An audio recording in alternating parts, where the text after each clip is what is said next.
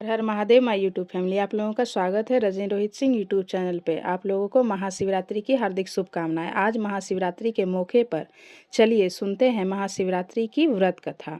महाशिवरात्रि की व्रत कथा का पाठ हर महाशिवरात्रि के व्रत करने वाले को करना चाहिए। अगर आप महाशिवरात्रि का व्रत नहीं करते हैं तब भी आपको यह कथा जरूर सुननी चाहिए एवं पढ़नी चाहिए। ऐसी मान्यता है कि जो महाशिवरात्रि व्रत की कथा सुनता और पढ़ता है उसे भी भगवान शिव की भक्ति का लाभ मिल जाता है। इसलिए हर शिव भक्त को महाशिवरात्रि की व्रत कथा जरूर सुननी चाहिए। इसलिए चलिए सुनते हैं महाशिवरात्रि की कथा।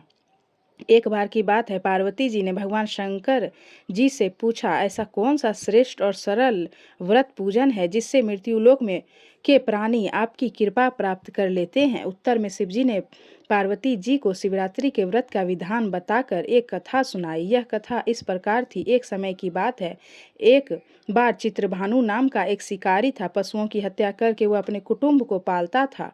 वह एक साहूकार का ऋणी भी था, लेकिन ऋण को समय पर ना चुकाने से साहूकार क्रोधित हुआ और उसने उसको शिव मठ में बंदी बना लिया। संयोग से जिस दिन उसे बंदी बनाया उस दिन शिव रात्रि थी। बंदी रहते हुए शिकारी शिव मठ में भगवान शिव के संबंधी धार्मिक बातें सुनता रहा और उसने वहां शिवरात्रि की व्रत कथा भी सुनी। संध्या होने पर साहूकार ने उसे बुलाया और ऋण चुकाने के लिए पूछा तो शिकारी ने अगले दिन सारा ऋण लौटा देने का वचन दिया। साहूकार ने उसकी बात मान ली और उसे छोड़ दिया। शिकारी जंगल में शिकार के लिए निकला, लेकिन दिन भर बंदी गृह में रहने के कारण वह भूख प्यास से व्याकुल।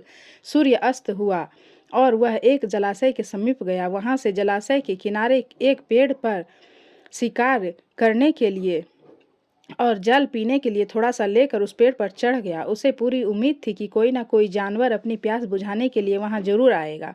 वह पेड़ बेलपत्र का था और के नीचे एक शिवलिंग भी था जो सूखे बेलपत्रों से ढके होने के कारण किसी को दिखाई नहीं दे रहा था। शिकारी को उस बात का पता ना चला। वह भूख प्यास से थका हुआ उसी पर मचान बनाकर बैठ गया। अब मचान बनाते समय उसने कुछ टहनियां तोड़ी और वो संयोग से शिवलिंग पर जा गिरी।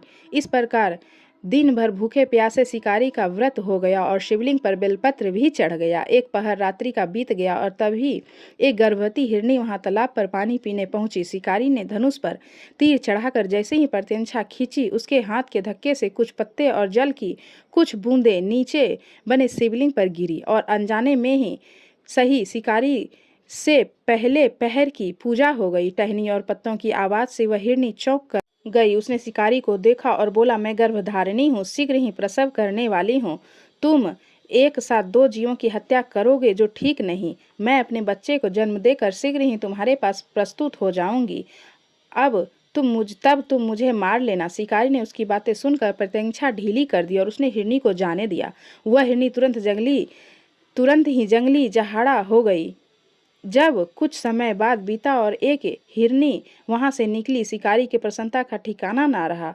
जब वह हिरनी भी पानी पीने पास आई तो उसने धनुष पर बाण चढ़ा दिया, जिससे फिर से कुछ बेलपत्र नीचे शिवलिंग पर जा गिरे और अनजाने में फिर से शिकारी की दूसरी पहर की पूजा भी हो गई। और तब उस शिकारी को देखकर विनम्रता पूर्वक निवेदन किया कि मुझे जाने दो, मैं अपने प्रिय की खोज में भटक रही हूँ। मैं अपने पति से मिलकर शीघ्र ही तुम्हारे पास आ जाऊंगी। शिकारी ने उसका निवेदन सुनकर उसे भी जाने दिया। अब दो बार शिकारों को खोकर वह चिंता में पड़ गया। अब रात्रि का पहर बीत रहा था, तभी एक और हिरनी अपने बच्चे के साथ उधर से निकली। शिकारी ने उन्हें देखकर धनुष पर तीर चढ़ाया और जैसे ही वह तीर चढ़ाने ही वाला था, हिरनी बोली, मुझे मत मारो, मैं इन बच्चों के पिता के पास छोड़कर लौट आऊंगी। इस समय मुझे मत मारो, अब मैं वापस आऊंगी तो मुझे मार लेना। शिकारी हंसा और बोला, सामने आए शिकार को छोड़ दूं? ऐसा मूर्ख नहीं।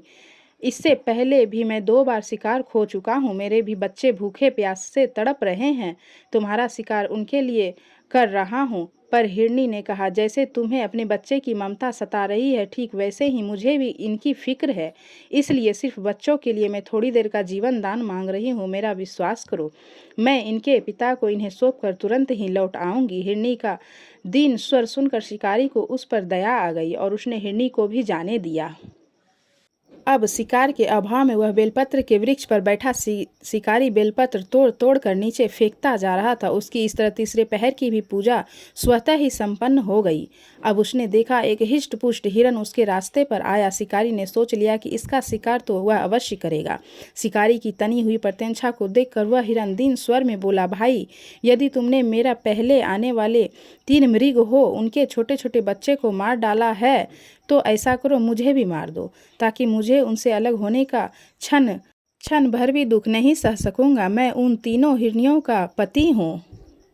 अगर तुमने हिरनियों को जीवन दान दिया है तो मुझे भी जीवन दान दो, मुझे भी कुछ क्षण का जीवन दान देने की कृपा करो। मैं उनसे मिलकर तुम्हारे सामने उपस्थित हो जाऊंगा। हिरन की बात सुनकर शिकारी ने सारी कथा उस हिरन को सुना दी।